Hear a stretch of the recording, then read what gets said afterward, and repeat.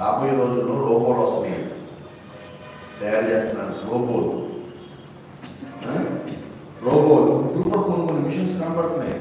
Robo clean the house అని చెప్పగానే ఇంట్లో మొత్తాన్ని మోపెట్టేస్తాయి.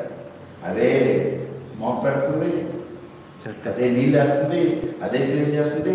మళ్ళీ ఇంకోటి వెంటనే తుడుచుకుంటూ వచ్చేస్తాయి. ఒక పెద్ద మిషన్, చిన్న మిషన్ తిరుగుతుంది అనమాట. మొత్తం తిరిగేస్తుంది, మొత్తం క్లీన్ చేస్తుంది. ఇక రాబోయే రోజుల్లో ఇప్పటికే చాలా రకాల కంపెనీస్లో రోబోలు వచ్చేసి మిషన్ వచ్చినాయి లేదా, ఆటోమేషన్స్ వచ్చేసి. ఆ మిషన్ ఏం చెప్తుంది, ఈ యజమానుడు, ఈ ఓనరు దాన్ని ఏం పని చేయమని చెప్తాడో ఆ పని చేస్తాడు.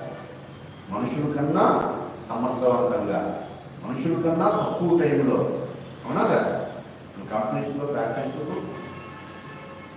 అందుకే ఇప్పుడు వర్కర్లు తగ్గిపోయారు. ప్రత్యేకంగా ఇప్పుడు మనం వ్యవసాయం చూస్తున్నాం, పొలం చూస్తున్నాం. ఇంతవరకు ఎంతమంది పొలంలో దీనికి కోత కోసేవాళ్ళు ఇప్పుడు ఉన్నారు? అంతమంది ఆ మిషన్ తీసుకొస్తున్నారు, అదే కోసేస్తున్నారు.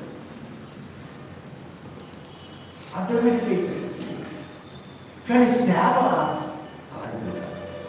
సేవలో చూడండి, ఈ సేవలో స్లేవ్ అనే మాట మనం చూసినప్పుడు, సేవలో సర్వ్ అనే మాటని, అలాగే స్లేవ్ అనే మాటను చూసినప్పుడు ఒక బానిస యజమానునికి ఏ విధంగా లోబడి ఉంటాడో, ఏమి చెప్పితే అది ఖచ్చితంగా చేస్తాడో, తిమోతి కూడా పౌలుకు ఒక బానిస వలె.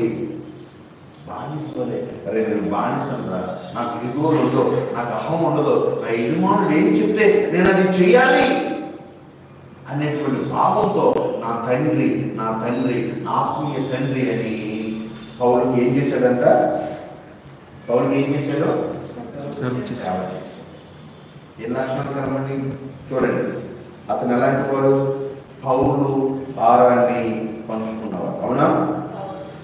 రెండవది, సంఘం పట్ల నిజంగా చింత కలిగిన వాడు. అతని వంటి వాడు ఇంకొకడు లేడు. ఓన్లీ వన్ పీస్ అన్నట్టుగా. తర్వాత అతను యోగ్యుడు. 4 ఏది? యోగ్యత అన్ని విషయాలు. అతను యోగ్యుడు. తర్వాత 5వది సేవ. తండ్రికి సేవ చేసినట్లుగా నాకు సేవ చేసేది. చూడండి, తండ్రికి కుమారుడిగా సేవ చేయడం. అలాగే అతడు నాతో కూడా స్వార్థ వ్యాపకం నిమిత్తము సేవ చేసాను అన్నాడు. ఇది తిమోతి జీవితం.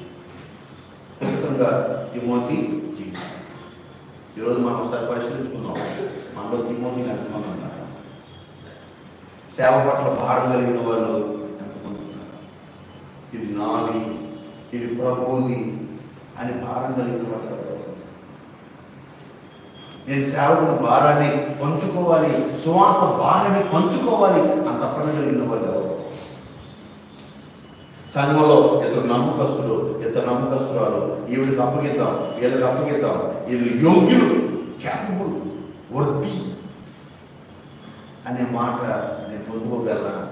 లేదా మన పేరు చెప్పగానే బాబోయ్ అమ్మో అనిపించుకుందా? ఏమనిపించుకున్నాం?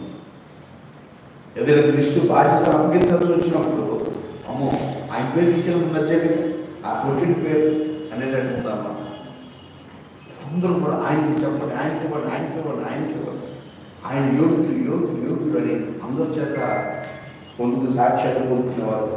ముఖ్యంగా లాస్ట్లో సేవ, పరిచర్య చాలా గొప్పది. పరిచర్య చాలా గొప్ప. మత్తయి సువార్తలో యేసు ప్రభు అంతటి వాడే.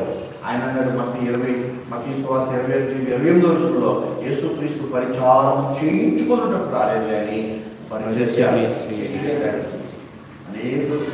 ఖైదనుగా నా ప్రాణాన్ని యేసుక్రీస్తు లోకంలో ఉన్న వాళ్ళందరికంటే కాళ్ళు కడిగించుకోవడానికి